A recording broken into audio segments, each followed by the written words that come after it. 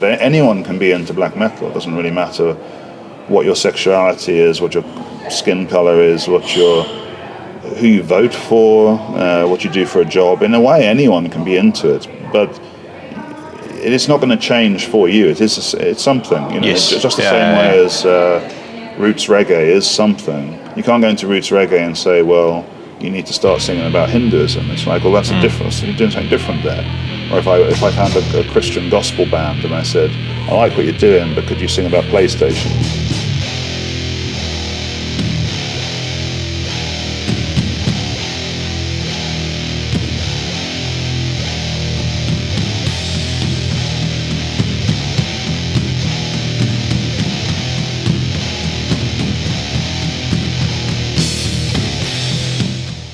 Greetings, Legion, and welcome to a very special Friday episode of Into the Necrosphere, where I am catching up with Dayal Patterson, the founder, the head honcho, the CEO, and the boss of Cult Never Dies, also the writer of this book.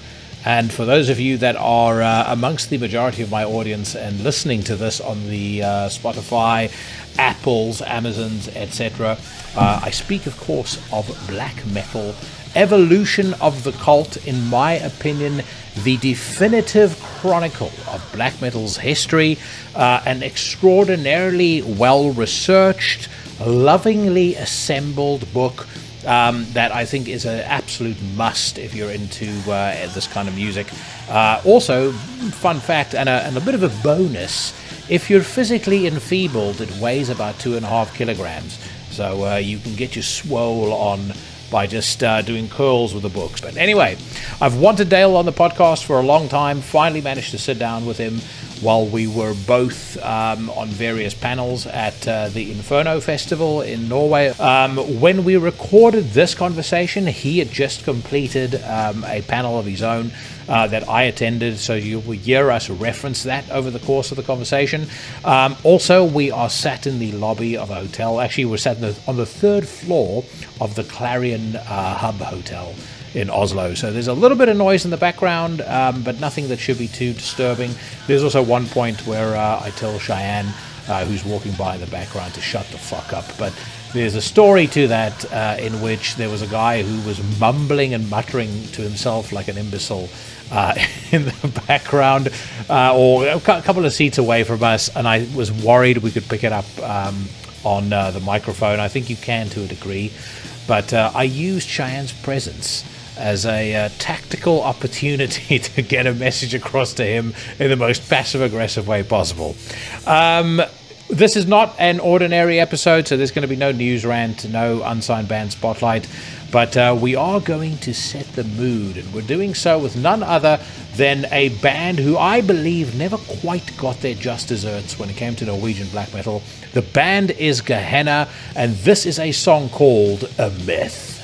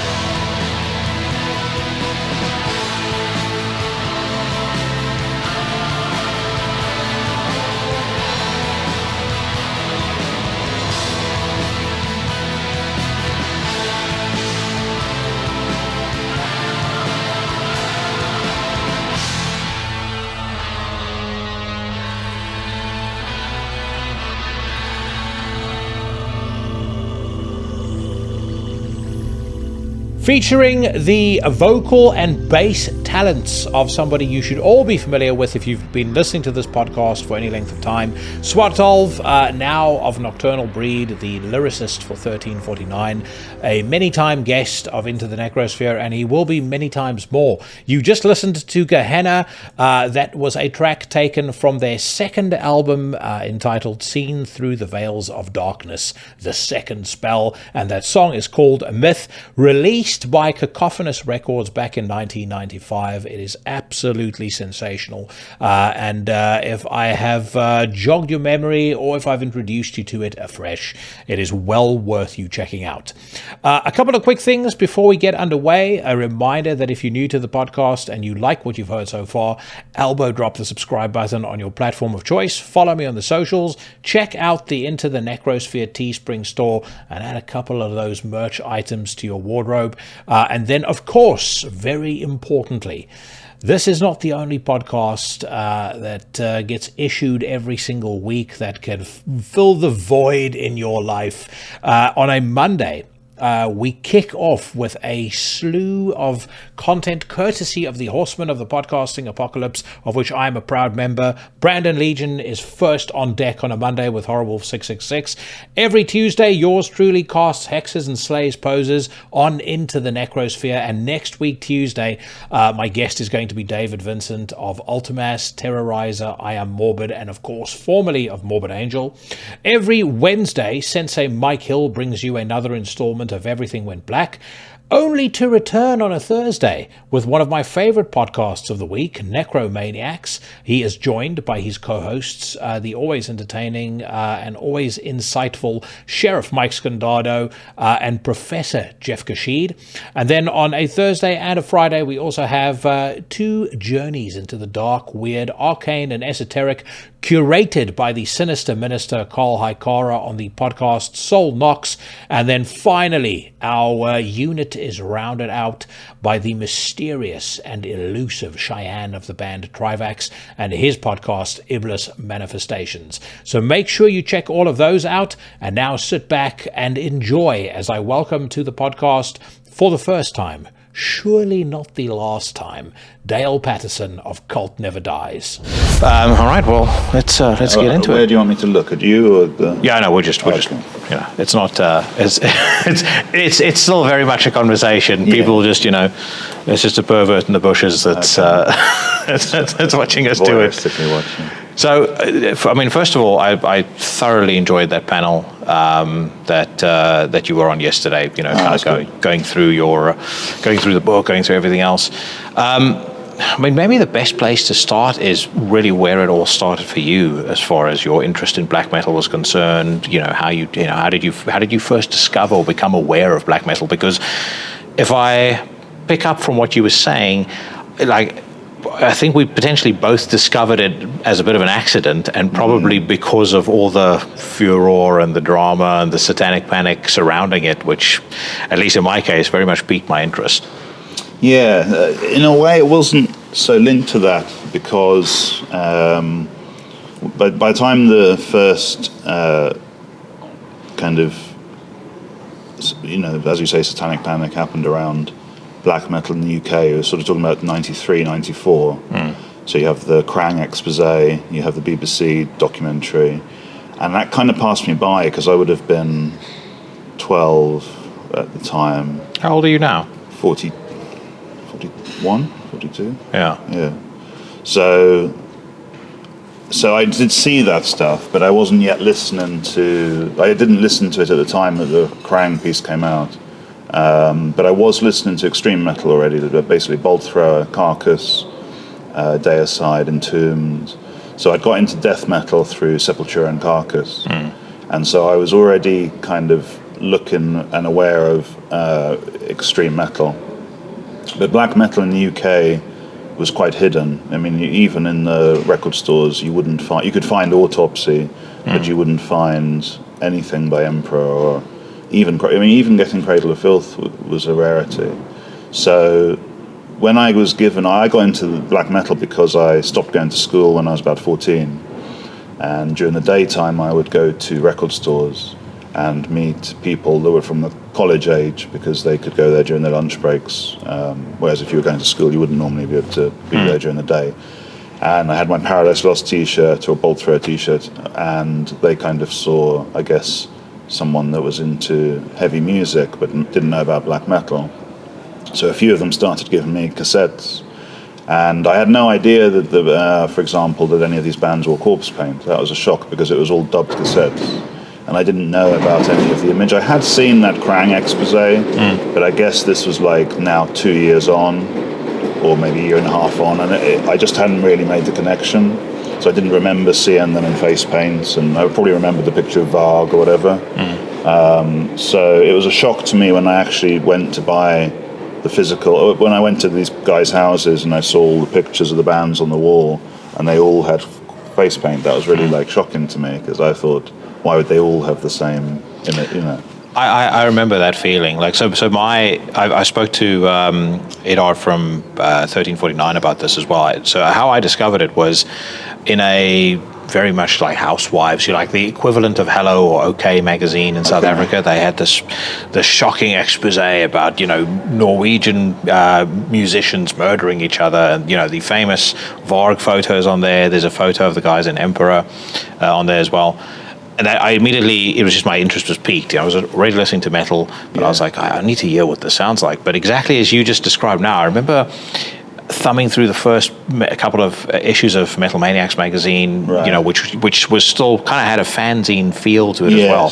Black and pages. And you saw the old photos of Cradle of Filth in the cemetery, and all of the Darkthrone, Emperor, Samael. Like when you mentioned Samael as well, I was immediately taken back. And when I say mention Samael, he mentioned Samael during the panel. I was immediately taken back to what they're like now versus how fucking extreme they were when they first came out. Like I think people have completely forgotten that. Absolutely. In the light of bands like Emperor, I think have kind of people forget how extreme they were in the early days.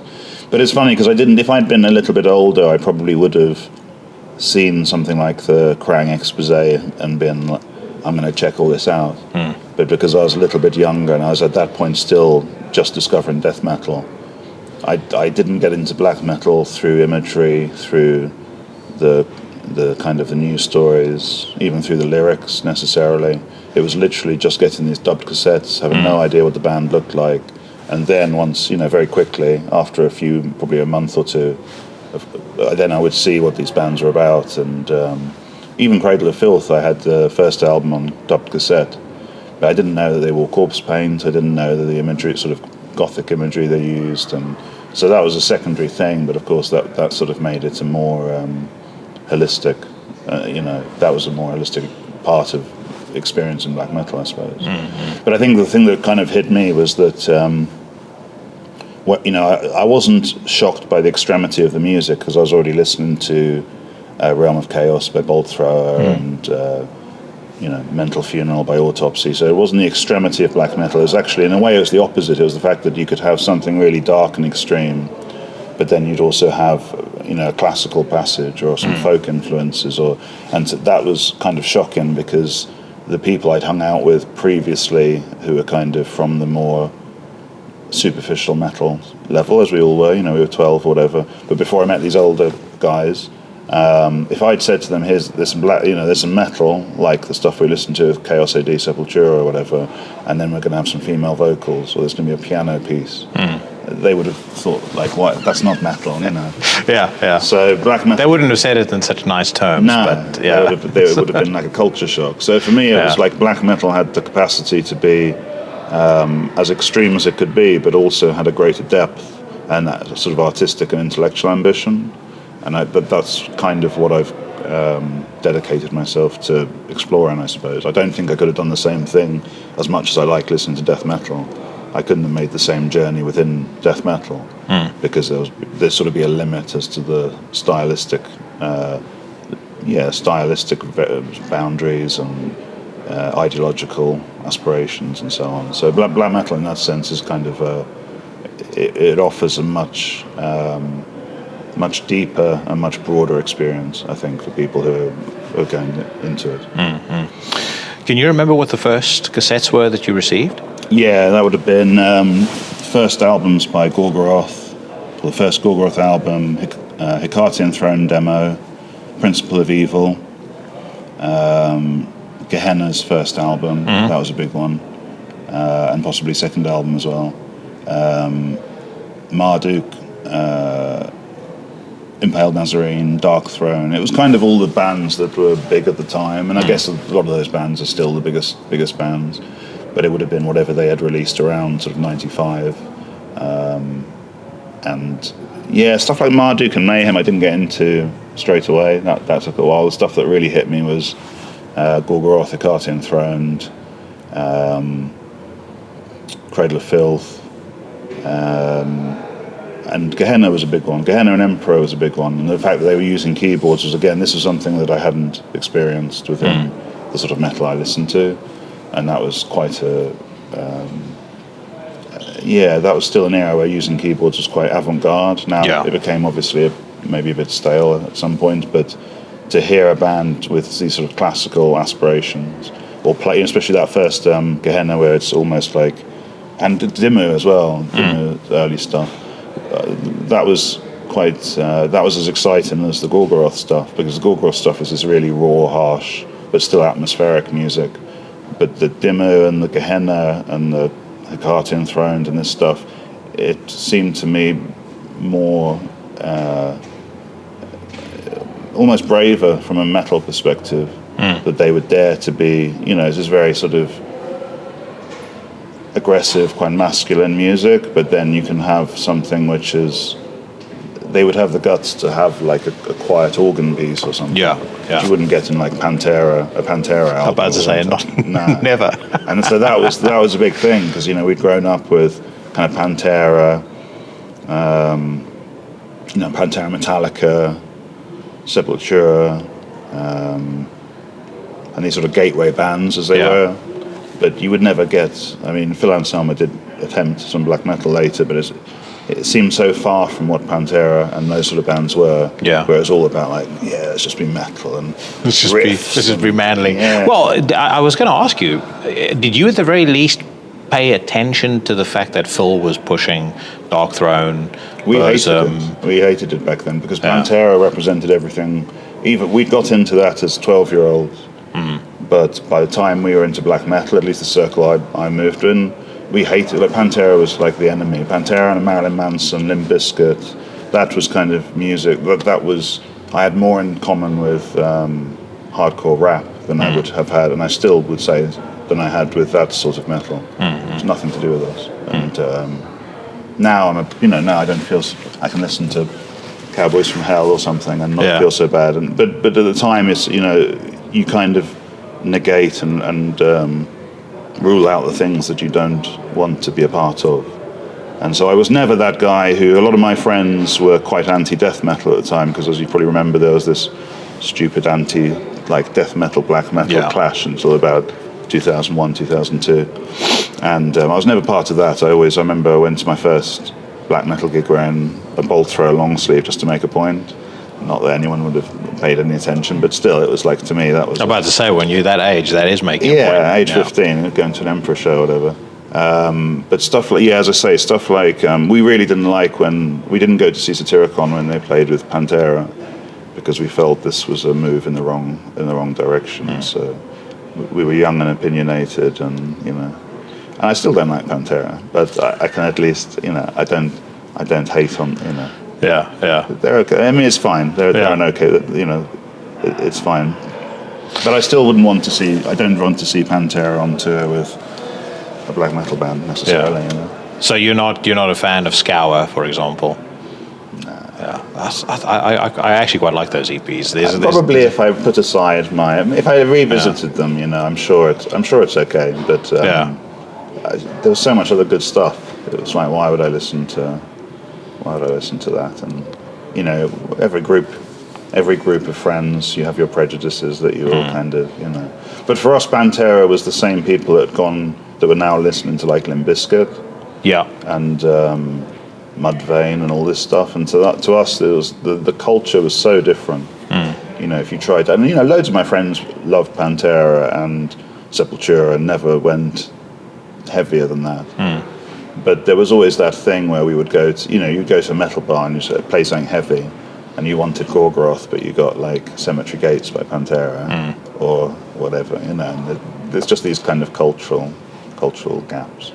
But at the same time, I think I'd much rather people listened to Pantera and got into Pantera than Limp Bizkit, because I think there was a kind of, possibly through Phil's other projects, there was a sort of trickle-down effect.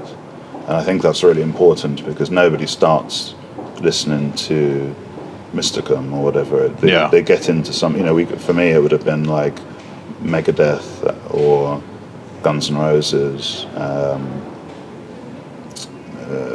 Sepultura, these are the bands that kind of introduced you to heavier sounds. And I think it's important you have bands like that. And at least Pantera are connected in some way to the wider metal universe. Whereas I'd say my issue with new metal was that those kids never got into, because it wasn't really part of metal. It was just heavy music with guitars. As much as that wasn't our thing, we had gone through that to get to black metal, and I think that was the story for most people. Most of the people I know in the UK, at least, they'd gone through those. You get into Guns N' Roses or Iron Maiden, then you get into Metallica and Megadeth, probably Sepultura, Pantera, and then you hear something a bit heavier, and then you start looking more and more into it. But black metal was separate to that, because it wasn't really in the magazines, it wasn't really featured in Metal Hammer, it wasn't really featured in Krang, apart from the expose. But as I say, when it was, I recall very clearly when it was featured in Metal Hammer, I mean, they would just take the piss out of it. It was never taken seriously by Metal Hammer, and Kerrang treated it like, they were the PMRC, so the salvation for me was Metal Maniacs, Nuclear Blast catalogs. I remember pouring through Nuclear Blast catalogs, and you would, in South Africa where I grew up, we would try and suss how good a band is by a couple of key words you can pick out in the German, because again, we didn't know that. But I also got a lot of gems that way: Obtained Enslavement, Samael, Emperor and Immortal, bands like that. You just knew about them by reputation, so you went out, you sought them out. But I also found, maybe touching on something that you said there, I did find that for me there was a period of acclamation to certain bands. I remember hearing Philosophem for the first time, and it was like the most terrifying thing I'd ever heard in my entire existence. Now, like, if I think of the phrase Norwegian black metal, there's two breaths that immediately pop into my head: Dunkelheit and Freezing Moon. That to me is like, that's the signature sound of Norway. Absolutely. I think Dunkelheit would definitely be that album was another milestone in terms of getting into it. And talking about magazines, Terrorizer was the big one. Because it's obviously an English magazine, so it was easy to get hold of, living in England. But it was just like opening a whole new world, because even though there was a few bands you recognised from, Metal Hammer, Noisy Mothers, Krang, there was suddenly this sort of, you'd open it up and there's just all these names that you'd never heard of, and it was a gateway, really, pre-internet. Well, we didn't get Terrorizer in South Africa, but when I moved here in 2002, I mean, I lived and died by it. I was a proper mail-in subscriber. The whole bit, and it was nice opening those magazines, and I got the same vibe from Metal Maniacs, and feeling like there were people that shared your interests. It's like, fuck all these posers in all the other magazines. Like, these people actually. Absolutely. This is I'm trying to think of some of the names of the writers. And they escape me now. I keep thinking of Kevin Stewart Banco, but I'm not sure that he was necessarily like one of my main dudes. But you would always have the, like, what are we listening to and stuff like that. I mean, that was another, like, that's a treasure trove. Like, if I see something there that I didn't know, I'd be like, instantly, I have to go check that out, because that might be cool. How did you get into the writing game? So you mentioned yesterday it was Metal Hammer and Terrorizer. Like, how did you make your way into that space? So I wanted to be a photographer. That was my aim initially, and I never even thought about that you could write about music in a way. That was never. Although I read Terrorizer kind of religiously, I never had any aspirations to write for it. So I wanted to be a photographer, and I started taking photos for Century Media and Terrorizer. And then as a kind of tribute to because I was always really into fanzines, and in the UK at least, by 2001, 2002, the fanzine world had kind of disappeared. So previously, in the 90s, you'd go to gigs and there'd always be 3 or 4 guys selling them, their fanzines. Yeah. And with the internet, the webzine took over, and people stopped making fanzines. So as a sort of tribute, I did a one-off, what I intended originally to be a one-off magazine called Crypt, which was kind of a mix of an old school fanzine and how I would have done Terrorizer. So it wasn't trying to, ironically, some of the fanzines we've released now, in a way, are more old school than this old zine I was doing. But it was intended to be a little bit like, how would a magazine like Terrorizer look like if it wasn't for advertisers and kind of commercial interests, maybe. So I started doing this fanzine called Crypt, and I sent it to Terrorizer and Metal Hammer just so they'd review it, and they asked me if I could start writing for them. And Metal Hammer actually paid. I mean, Terrorizer was kind of an unpaid gig. You did get paid, but it was something like, it was like 10... It's like 10 pence a word. No, not even that. Metal Hammer was 10 pence a word, which was quite a lot in the mid-2000s. Because if you wrote a feature for, if you wrote a 2-page feature, that would be 1,200 words.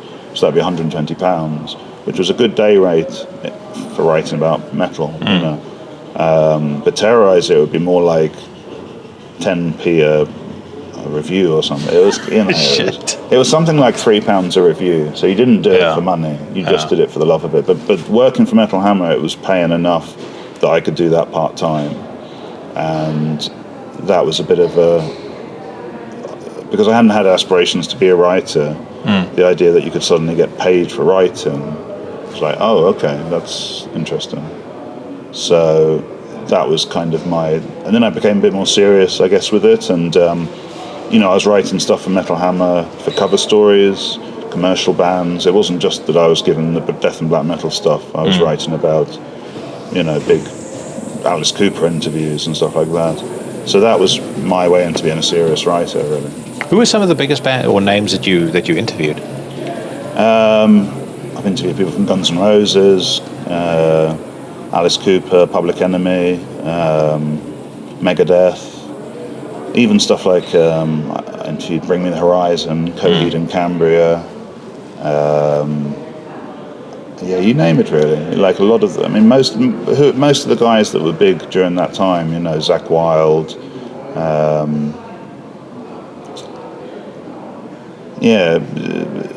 As big as it. I never did Metallica, but as I say, I did interview people from Guns N' Roses, and so it was kind of as mainstream as it could be, and which was good because you kind of got used to talking to different people, and at the same time I was still doing some of the underground stuff because at that time Metal Hammer still had a kind of more black metal, death metal side as well, like a separate section. Yeah, that's it was called Subterranea, wasn't it? Yeah, which was really good, and so that was... Jonathan Seltzer used to be the editor for Subterranea. Yeah, and he was also he was the editor at Terrorizer when I started with Terrorizer, and then I started with Metal Hammer, and then he moved to Metal Hammer like a year later, so he was then commissioning me pieces again, so we were working together for quite a long time, really. And it was good, really good experience. It was good to see it made me a better writer because they're quite the level of journalism at Metal Hammer was quite high, and Terrorizer was as well, but it was very it was sort of very hands off. That you got commissioned a piece, and they more or less left you to it. Whereas with Metal Hammer, they sort of gave you a guide of what you needed to talk about. And then sometimes you'd get sent back to you with, let's talk more about this. And so I think it was quite a good way to learn to be a writer, because it wasn't just, send us the piece and we'll publish it. There was a bit more demand in. So that was good as a youngish writer. Yeah. So at what point did you did the idea for the evolution of the cult pop into your head? Like, at what point did you decide you were going to take on what is, I mean, as you alluded to yesterday, an absolutely mammoth task? Right. 2009. Yeah, it was. I can remember literally. Funnily enough, I was going to meet Jonathan. I remember going to meet Jonathan Seltzer at a pub in London Bridge, and it was the first person I told, other than my girlfriend, that I had decided that I was going to write this book. So that would have been around, I think, that was summer 2009. So it was around that time. I think probably it was brewing for a few months before that. And I'd kind of waited, because I didn't have an aspiration necessarily to be a book writer, author, whatever. I sort of had waited for other people to write a proper book about black metal. But I was increasingly seeing that black metal was being documented and written about by people that weren't from the scene. Do you mean Lords of Chaos wasn't satisfactory to you? No, I mean, and it got worse. I mean, that was already sort of distorting the picture. Yeah. But then you had, you had that Vice documentary. Yeah. You had people writing in, non-music publications about black metal, and it just seemed that the story was becoming more and more distorted, and that was the impetus to write the book. Really, I think if somebody had written a really good book around mid-2000s, I wouldn't have felt the need to do it. But nobody had by that point, so I thought I'm gonna do that. And the successful writing of the book is what sparked the launch of your company. Absolutely, yeah. But again, that was never planned. That was totally accidental. So it was all, at that time I still would have probably wanted to be a photographer. So I think by that time I was probably, I'd probably become more of a full-time writer with Metal Hammer, and I was doing some writing for Record Collector.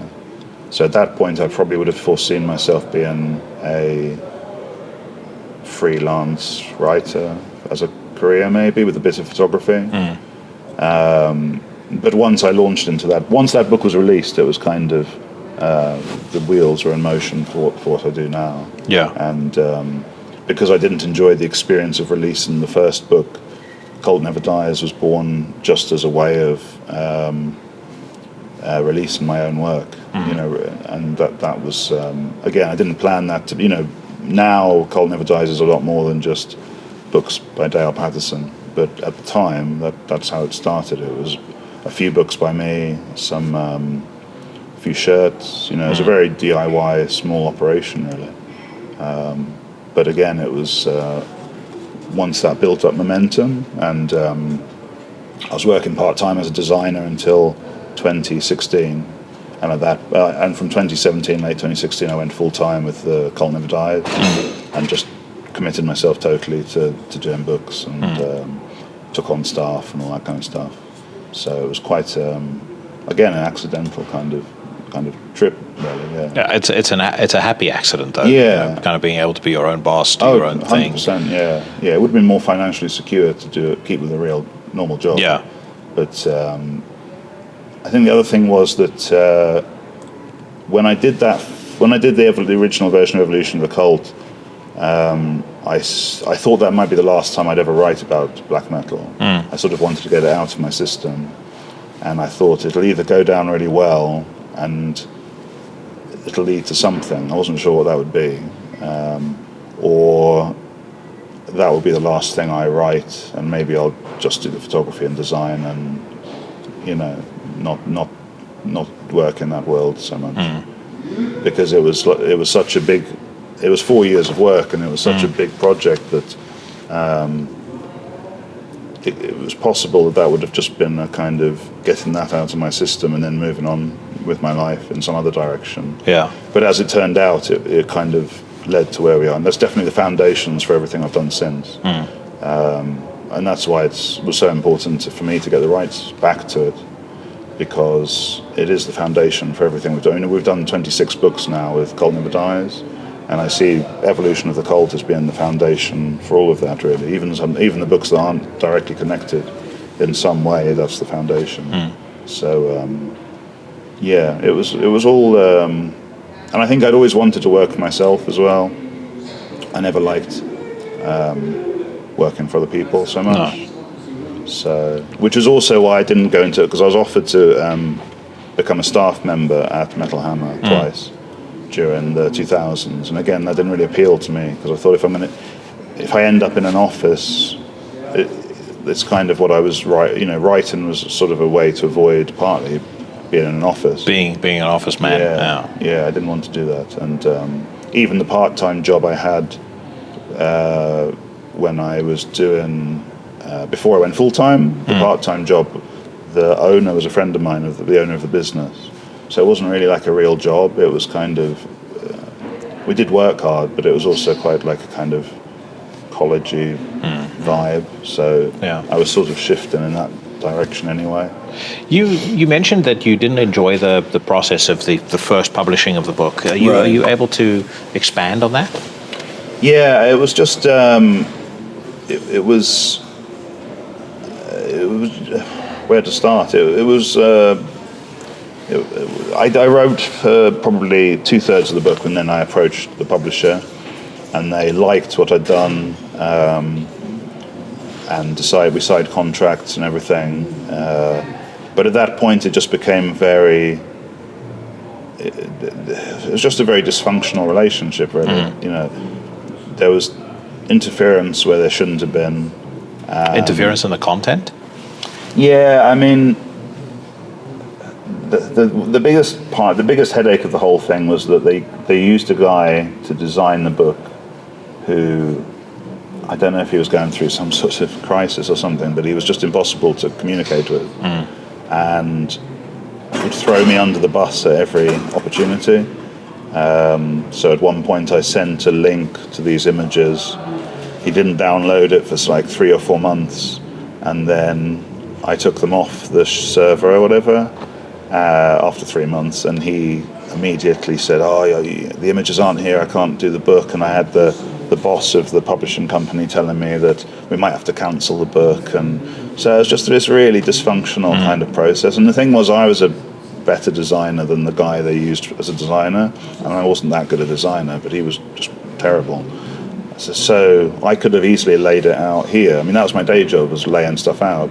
So I said, well, why don't I lay it out? Because we were in different time zones, so I had to kind of dictate. I had to say, on this chapter, please put this picture, and on this chapter, on this page, put that, and then he'd put it, and of course everything then moves forward, and so that was a nightmare. And the other problem, and I don't necessarily blame the publisher, but they gave me a maximum word count, which was not enough for me to do the story I wanted to tell. Yeah. And I don't blame them for that, because, now I publish other people's books. I know that, you have there's a maximum size you can make a book, or you want to make a book, or your production, So they were in their rights to do that, but it was not enough to tell the story. And the editor, I had an editor who was really, or copyright proofer and editor, I guess, who was really good, but didn't know anything about black metal. So some of the stuff she took out was content that I think should have been, There's 10 seconds. Oh, there we go. I know that scallywag over there. Shut the fuck up, mate. That's my space. Anyway, yeah. Well, so reflexively, like as you said, about the word count, I was like, well, why would you want to inhibit a story like that? Yeah. But it's just like when you were talking about knowing why, or I guess knowing how big a book should be, or how long a book should be, or whatever the case may be. Like, can you tell me a bit more about that? I'd always envisaged the book to be kind of as it is, the new edition. Yeah. So a huge coffee table book.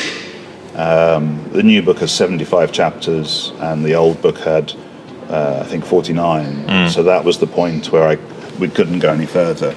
And again, I don't totally blame them, because it was already a massive book. The original is still the original book is still a bigger than average music book. So, especially because they wanted to do it paperback, I understand that they didn't want to make it longer, but it needed to be longer, And I'd planned, I sort of envisioned it at one time, maybe I'd do 2 parts, but they didn't really want to do that, and that's, again, fair enough. So it was that it was a I can see that there was a practical side to them doing it, but having bought the rights, I was able to kind of take a non-practical, non-sensible approach and just make it as big as I wanted it to be. Because it is a huge story. You can't. Yeah. And the other option was I could have had more chapters and made the chapters shorter. So I could have had more bands, but less depth. But the whole point of the book was to go into lots of depth. So for me, it's just to do sort of superficial chapters would have made no sense. So again, that was So it wasn't a very happy and the publisher didn't really promote the book. I did 41 interviews when it came out, and I think I arranged 40 of them. Yeah. So, and they didn't really advertise it and so on. So they did really have good distribution, and they made the book look nice, apart from the cover. I didn't like the cover, but the rest of it looked nice. But it just seemed like I could do this myself much easier. And so when it came to do the first sequel, that was kind of how Cult Never Dies got rolling, because I thought, well, I've done all the promotion for this book. I can lay the book out better than the guy they used, and instead of getting a tiny percentage, I'll get a bigger percentage. And I'll have full control. And that was always my aim, really, was to have full control over stuff. So if I'd had a really good experience with the external publisher, it would have had the negative effect that maybe I would have published the sequels with them, and then I'd never have branched and made it a fully independent publishing house.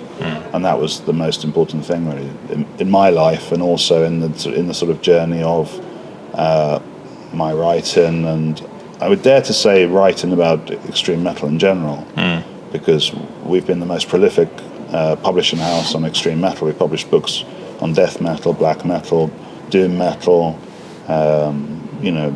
art books, a huge number of authors, and none of that could have happened if I hadn't been kind of dissatisfied with my own experience with the first publisher. So in the end, they did me a big favor. They gave me a career, or not just a career, actually, a vehicle to kind of do stuff. Well, it's almost it's kind of setting up a legacy for yourself, right? Yeah. And that's going to be the legacy that you leave behind. So, a question about the book in its current form, is the edition that's out now, that's available now, are you fully satisfied with that? Are you completely happy with what it looks like? I'm happy with everything. There won't be any more revisions. That's as the book should be. There will be sequels probably, but that was right down to the font size, the font itself, the placement of every picture, everything is as I wanted. So anything that people, if there's anything people don't like, at least I can say, oh well, that was my decision. I can't say, oh well, this other lazy designer was to blame. I designed it, I wrote it, and in terms of editing, the editors for the book were 6 people from Cult Never Dies. So it was a real internal kind of family. So about to say, how many people do you employ now? I employ, there's 2 full-time employees there's 2 people that work doing the mail order. But there's a lot of people who I don't employ them, but they do work for Cult Never Dies. And those would be the people who are editing. So you'll see them on the stalls when we do festivals. They edit, they've worked as editors, and it's more like it's not really that sort of company. It's more like a sort of people that are family, down for the cause. A little bit like that. It's affiliates, and like for example, Alex DeMolla. So I've commissioned him as a freelancer to edit some of the books. But he's not employed by Cult Never Dies, but he's also helped us with festivals, and so there's about 10 people in that circle who kind of, and 3 of us working full time.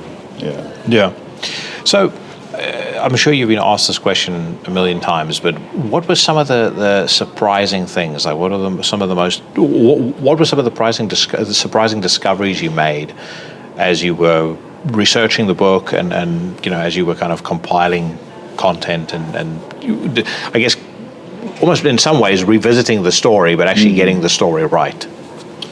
There was a lot of. I think I was very tuned in to what would be a surprise and what had been told before.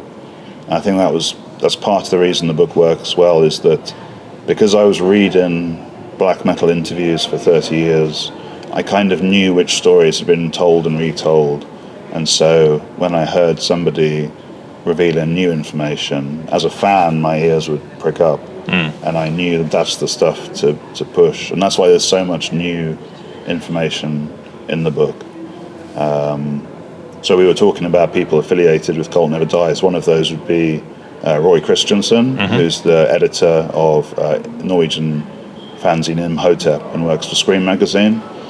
But he's also he's working with Cult Never Dies with his own material to be published. And he was also quite an important part of the evolution of the Cult, the new book, in terms of editing that. And, the comment he made was that, he's been into black metal since the 80s, but there was still so much stuff that he learned reading the book. And that was kind of as much as I could hope for, was that the book would be still vital for people that maybe thought they had the whole story, and not just retelling the same old stories or telling those stories to people who are new to the genre. The book had to be interesting to people who weren't very familiar with black metal, but it also had to be kind of fulfilling to what I would want as a reader. So I've been reading about black metal since the mid-90s. Tell me stuff I don't know. And so that's why you have interviews with, whether it's Blasphemy or Thorns and that was really where we went to town on the new edition. So, for example, the original edition had a chapter on Thorns, which just interviewed Snorer as the main guy. But for the new edition, you have, along with his story, you have Marius Volds, who's a co-founder of the band.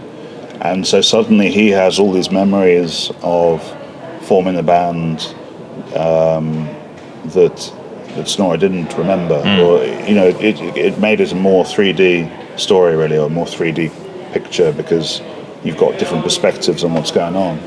So that was the big focus, really, for the new book, was to get more voices. The first book had 75 interviews. The new evolution of the Cult book has 160. So it's just massively expanded in terms of kind of different perspectives, And that was the key, really, to have more, to tell the book was always about trying to tell the story of black metal through the voices of the people that made it happen. And I think the more voices you have, the better that can be. So yeah, it's got everything from Master's Hammer through to Death Spell Amiga. It's the old stuff, the new stuff, and it's I would dare to say every chapter had surprises, because we dug that deep that there was always information that I know was never. I mean, of course, some of this stuff will end up on Wikipedia, and it won't be.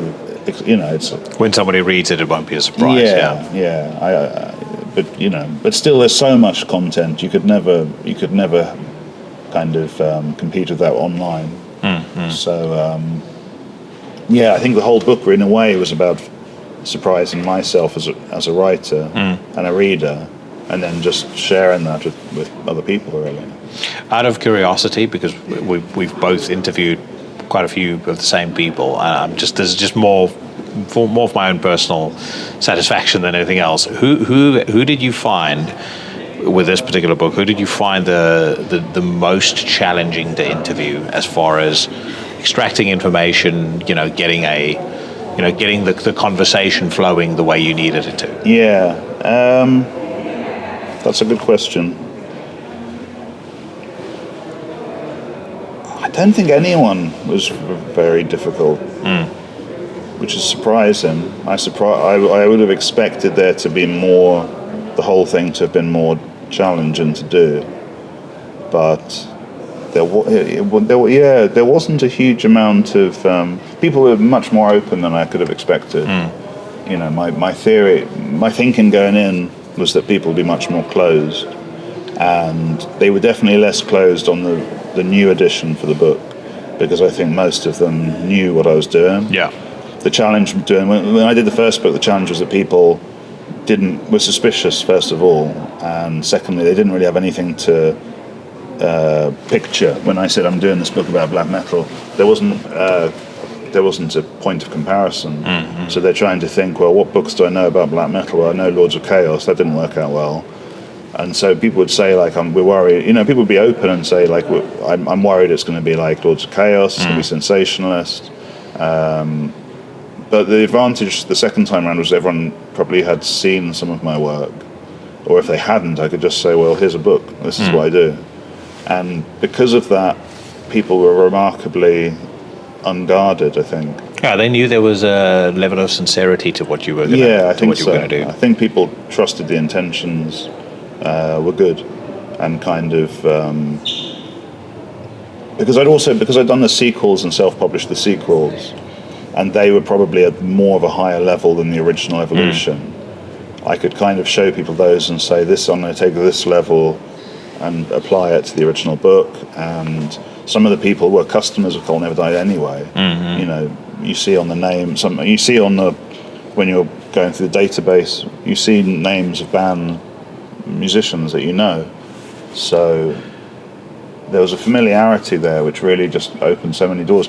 I mean, the first book I spent 4 years on. The second, the redoing of the book, which is almost 50%, like almost the same amount of material, I did in like 13 months. So things just moved so much quicker. It was so much easier this time, even though it was incredibly intense, long days and all the rest of it. It was so much easier in terms of reaching people, and that was a big thing as well, because in the late 2000s, early 2010s, if I was writing to somebody by email, you might have to wait for weeks for them to reply.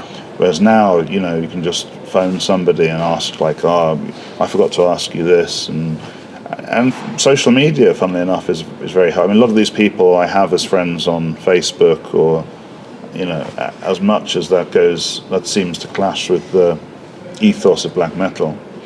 Having people just on chat that you can go, oh, one more, could you just clarify this? And it made things so much easier. There was so little waiting time, and that allowed me to do almost as much as I did in 3 years in 1 year.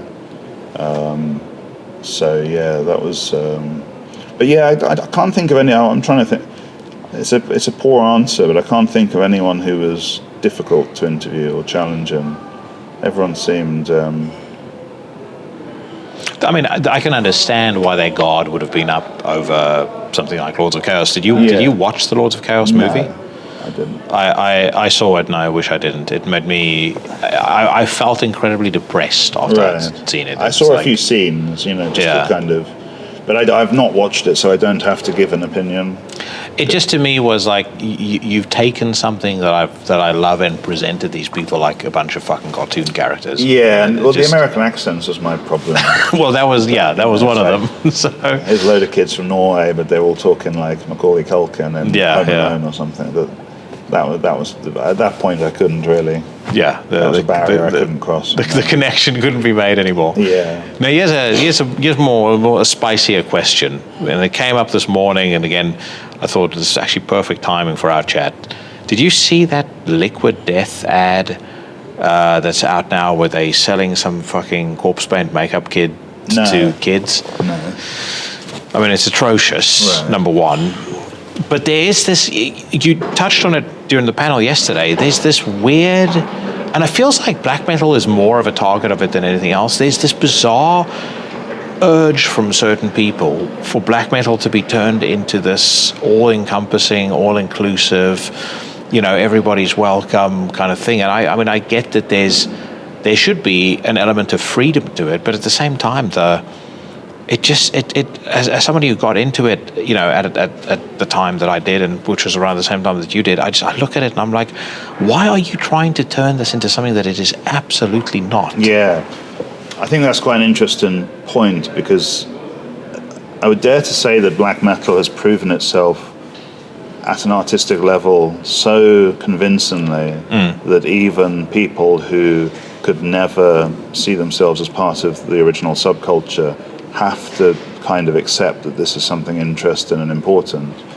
And the way that the mainstream of metal and the mainstream of rock dealt with black metal for the first 10 years was essentially to pretend it wasn't very good, or just to ignore it completely.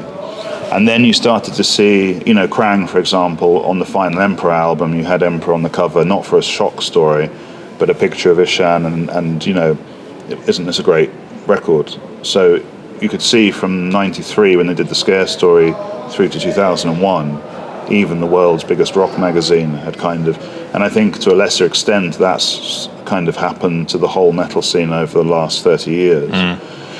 So you have now, major magazines that have to they realize that, and not just metal magazines, but fans, of other sorts of metal, you can't really ignore black metal. It's proven itself to a degree, whether it's bigger names like Dimmu or Satyricon or Ishan, even though what he's doing now isn't purely black metal, it's hard to ignore or not appreciate. And he's clearly from a black metal background and making music which is from a black metal background. So he sorely misses, though, and I shan't put you in a difficult spot, but I'll just say this: he sorely misses his musical co-conspirator in Samoth. Okay. To me, those two guys working together is like Izzy Stradlin and Slash. Okay. If you listen to Guns N' Roses, when Izzy and Slash were playing together, there was this edge that Izzy brought to the band that, Slash likes guitar solos and, being flashy, and he comes from more of a straight rock background, whereas Izzy, comes from a, low life background. Right. And it just worked. And I do believe that Samoth and Ishan had that same. If you listen to Anthems to the Welkin at Dusk, In the Nightside Eclipse, Nine Equilibrium, there's that clash, very like this perfect clash of really aggressive, hard nose, almost slightly death metal influenced stuff that Samoth likes, with the progressive stuff that Ishan likes. And it works really well. And when you took Samoth out of the equation for Prometheus, disaster. I think Prometheus is kind of the first solo album. It's the first Ishan album, effectively.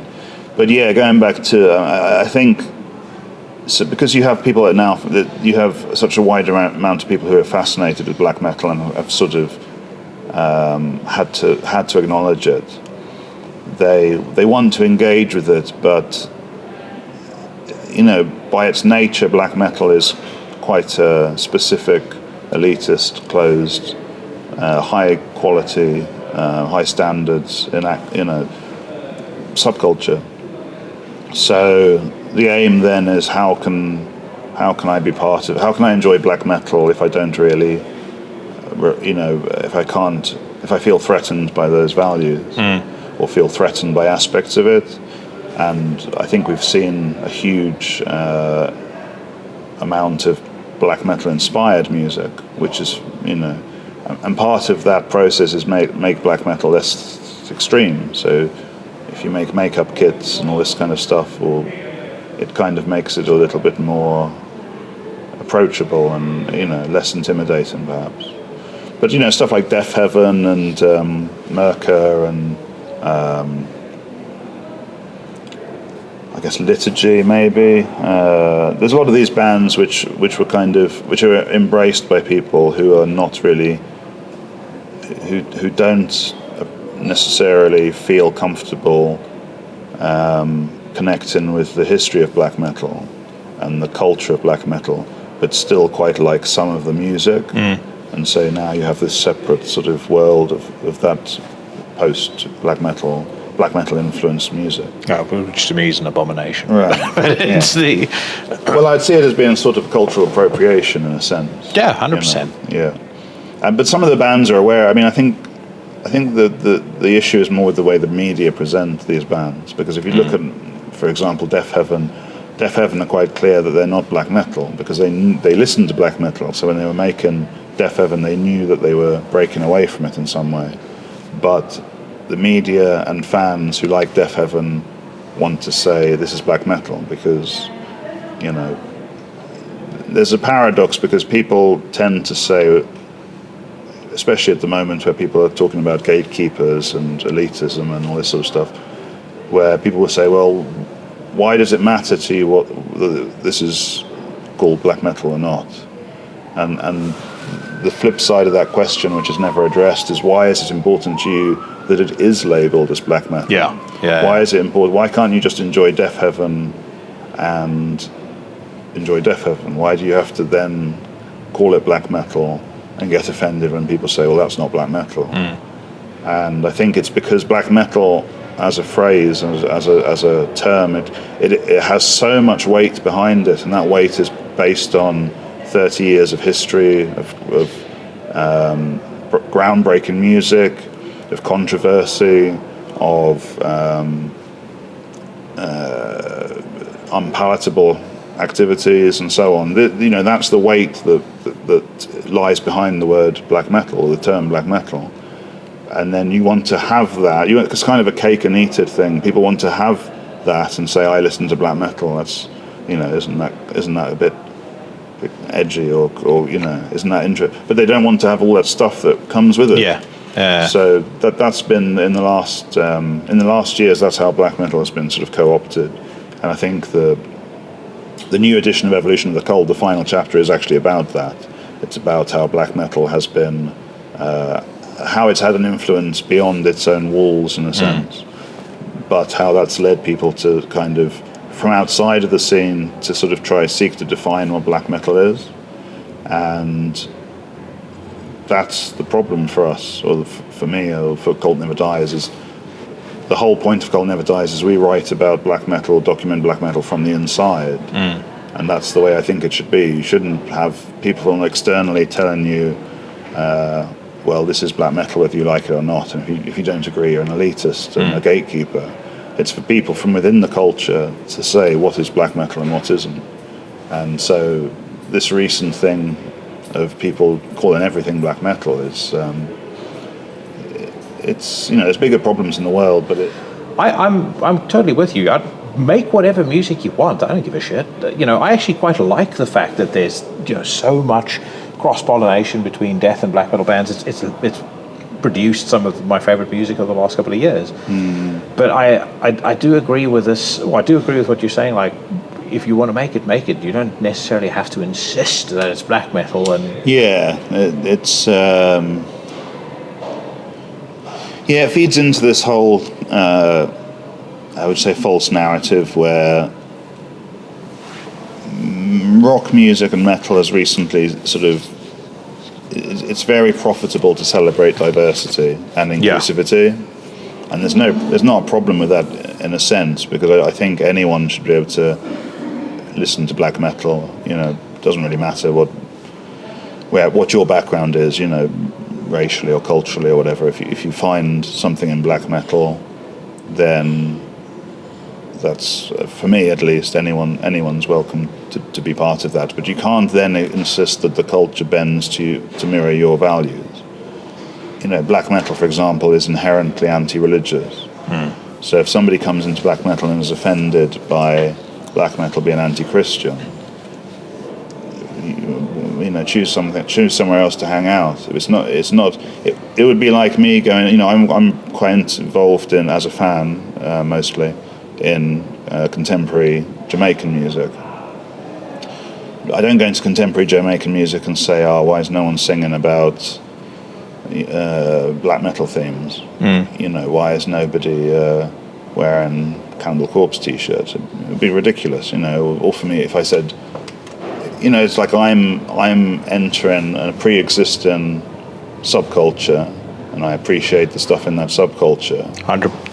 So I was literally just about to say, because you spoke about hardcore rap earlier, right. It would literally be like saying, going back to the old time masters from the 90s, because we all know that, the last great rap albums came out in the 90s, but It's like, go back to, the guys from Gravediggers, or, go back to Paris, for example, who, by the way, I don't know, do you know that his album Sleeping with the Enemy? I don't think so. Came out in 1993 1993 or 1992. I think it's fucking brilliant. Okay. But it's one of the most divisive, incendiary, straight up racist albums I've ever heard in my life. Like racist from his side. The whole whole album is about him wanting to assassinate George Bush Sr. Right. But you can listen to that without having to go to him and say, "Well, listen, please stop using the N word and please stop doing this." And really, when you sing about killing George Bush, that upsets me. Right. It's like it's absurd. I made this point yesterday on the panel that I was on about hate speech when I said, like, why even talking about limiting hate when it comes to a genre that was founded on hate? I mean, it's the baseline of where the genre comes from. Yeah, and I think there's a bigger issue with the inclusivity trend, or if you want to put it like that. Because when I say trend, I mean that some of the people who are pushing inclusivity are doing it because it's commercial now. To be into it. The same magazines that were all over Steel Panther and Red Hot Chili Peppers are now pushing against, or now championing the opposite kind of values and about women in metal, for example, or women in rock. And that's good in a way. I think it's good. If less people listen to Red Hot Chili Peppers, that's good. And if there's more women that feel they can express themselves in music, that's good. But we know that the people who are writing these magazines and making these channels, they didn't, what did their values change overnight, or are they responding to this, So that's when I say a trend, I'm not being cynical about the issue. I'm being cynical about the people's motivations. Yeah. So with that in mind, there's been a sudden attempt to shut down the idea of closing or making boundaries for what you do, and it's such a misguided dynamic, because all subgenres, all subcultures, by definition, are about closing around what you do. Because otherwise, why don't metal magazines include the Spice Girls? Yeah. Obviously they don't. You'd ask them, and they say, "Well, that's not rock or metal." Okay, so we've drawn a little boundary. Why don't you include Bryan Adams? Well, that's sort of soft rock. Okay, so we've drawn another boundary. And that is what subculture is. Otherwise, we would just be part of a monoculture celebrating all, we'd all be listening to Taylor Swift. We'd all be, whatever the average person's into, Whatever bullshit the average person is into, yeah. We'd all like the most popular football team. We'd all support, by definition, subcultures by definition are about saying we're not part of that as much as saying we are part of this. Doesn't mean that stuff's it doesn't mean that stuff's terrible or that you hate those people, but you do have to define, if you're going to be part of an alternative culture, a subculture and a subgenre, you have to define as much what you're not a part of as what you are a part of. Because, or otherwise just give up on using subgenre terms entirely. Yeah. Otherwise we can say Limp Bizkit is black metal, or we can say that I don't know, REO Speedwagon is black metal. It's like we have to have some sort of definitions. And so when we say that isn't black metal, it doesn't mean that is rubbish. There's loads of non-black metal music I like, but the term does mean something, and at the moment people are very against kind of having clear definitions of what, and it doesn't mean that those definitions don't evolve slightly. There's bands that will expand our understanding of what black metal is, Deathspell Amiga or Fluidity, or there's always been bands that kind of offered challenged the listener, challenged the genre, but they have to come from within. It's up to us as a black metal community to say what is and what isn't black metal, and to say this band has pushed the definition of what black metal is, this band has gone outside of it and done something different. And there's such a sort of hysterical approach from the mainstream industry since about 2021, where any attempt to do that is seen as being some sort of almost like hate speech, like you're excluding people, and it's not about that. Anyone can be into black metal. It doesn't really matter what your sexuality is, what your skin color is, what your who you vote for, what you do for a job. In a way, anyone can be into it, but it's not going to change for you. It's something. Yes. It's just the same way as roots reggae is something. You can't go into roots reggae and say, well, you need to start singing about Hinduism. It's like, well, that's a difference. You're doing something different there. Or if I found a Christian gospel band and I said, I like what you're doing, but could you sing about PlayStations? Yeah. We'd have created something awful and different. But it wouldn't be. I couldn't then say, well, if you don't accept my PlayStation album into your gospel chart, you're I don't know, you're being elitist and a gatekeeper. It'd be ridiculous, But the metal scene is a bit obsessed with doing that. And the metal media, there's a bigger issue here with the metal media doesn't really support a lot of types of metal. And that's why Cult Never Dies exists, primarily. Cult Never Dies is high-quality literature about matters that other people generally don't write about. There's a few exceptions. Decibel in America would be one. I'm sure there's more. But generally, what we do is provide a service because this stuff is kind of untouchable by a lot of outlets. Because it's just too niche or too different to what they're into, and there's still a place in magazines, don't get me wrong, but I think as the years have gone by, it's increasingly important to have books about extreme metal and underground metal, because the history and culture has to be recorded before other people do it, and while these people are still alive, because realistically every year there's a few less important metal musicians able to give their stories. So for us, it's also about capturing people's stories while they're around to give. Yeah, you have to have a articulate, erudite, historical record of something as significant as black metal, which is, I think, why your book is so important. But you touch on the metal media. I mean, big chunk of why this podcast started was because there was nothing happening in podcasts, there was nothing happening in magazines that I found remotely interesting anymore. As somebody who's been into this since I was 9 years old, I mentioned Metal Maniacs many times because that kind of irreverent fuck-off attitude that Metal Maniacs used to have is very much what I've put into my show. But the thing that I used to love about reading that magazine is it used to make me excited about music, because the guys that were writing about it were excited. And Terrorizer was the same. Yeah. And then that went away, and it's been replaced by this agenda-driven, as you say, everything has to have a theme, everything has to have some sort of social impact. It's like, I don't give a fuck. Yeah, and it's also about taste. I think if your taste was for melodic metalcore, I'm sure a lot of these magazines will still excite you in the same way, because that's what they're focusing on. But if you're not into those sort of scenes, then it doesn't really speak to us. No. And I suppose the other thing is that magazines traditionally were aimed at people in their teenage years and early 20s.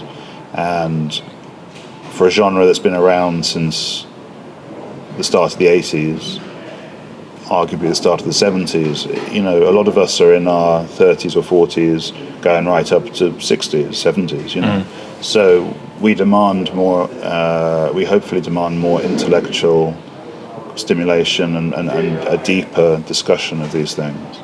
And that's why, it's important to have that sort of alternatives to the mainstream media, mainstream metal media.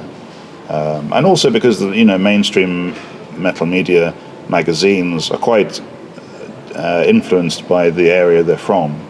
If you compare Metal Hammer UK to Metal Hammer Germany to Metal Hammer Greece, you'll see there will be a little bit of overlap, but they're quite different because they've got different readerships. And again, when you're recording or trying to record history and people's stories, I think you're looking for something which is more consistent and maybe has more, more of centered on the same thing. Geographically agnostic. Yeah, something like that. But it is, as I say, I don't want to hate on. I think that magazines give an important role. I'm not trying to, but it's a different role. Yeah, it's a different role. It's probably the way some people get into this stuff, and I think it's also challenging for magazines now because of print is a harder, it's harder to make a living from print. Magazine readerships are down and so on, and so full power to them. They probably feel they have to adapt a little bit and focus on bands like Ghost, or just because it sells copies, and it's magazines that used to sell hundreds of thousands of copies are now selling less than 10. So I do have sympathy from that perspective. Final question for you. We're talking about getting excited by music. Is there anything new in black metal that's excited you? Because there's kind of two shades of black metal fan. I find like there's the dudes that are like, if it anything that came out after 1996 is shit. Right. Then there's people like me who like I'll go back and listen to those albums over and over again. But like I feel like we're in the most insane golden age of fucking incredible extreme music generally that I can ever recall. I mean, every single week there is another 5-6 fucking fantastic records coming out. Like it's almost too much to keep track of. It's harder and harder because there's so many more bands, there's so much more noise in our lives generally because of social media, the internet. Things are instantly available. So it's hard to have a like-for-like comparison, because in the 90s or 2000s, even up to about 07 maybe, you kind of got to listen to what you and your friends had access to. And if you didn't buy a certain album and your friends hadn't bought it, maybe you wouldn't hear it for months or years. Whereas now you can listen to everything at a click of a button. So I definitely consider black metal to be still growing and still vital and a living genre. For me, it's not just about nostalgia. It shouldn't be about nostalgia. As much as the books are about, a lot of them are about earlier eras. Black metal for me is a still growing and exciting genre. But having said that, I'm not necessarily plugged into it all the time, because for last year, for example, I didn't listen to anything except for books. Except for albums that were related to the book I was writing. And because the book focused on 1980 to around 2010, that's all I listened to. I haven't listened. So people say, what's your favourite album in 2024, 2023, 2022? I'm not there. I'm still catching up. Like in the Night Side Eclipse remaster. Well, no, I'm not that far back, but I'm probably up to like 2021. Yeah. So now I'm catching up finally, because I'm allowed to listen to what I want to listen to. But there's definitely stuff that still excites me, and I think it would be a shame to be a fan who only listens, because I do hear that sometimes from black metal fans who, I guess it's the same as in any scene, but they say, there's nothing good comes out anymore, and that really just means you've reached an age where you're not listening to new music. It's like when you hear these old rock guys say, there's no good rock music anymore, and it means, well, no, it's like you're 70, you don't listen to new bands. That's what it is. Your life's changed. And there's a lot of people who really know their 90s black metal, and then that was when they were young and they had loads of time to check out new cassettes and trade, and now they've got families or jobs that take more time, and it's a different stage of your life. No excuse. Possibly not. But it would.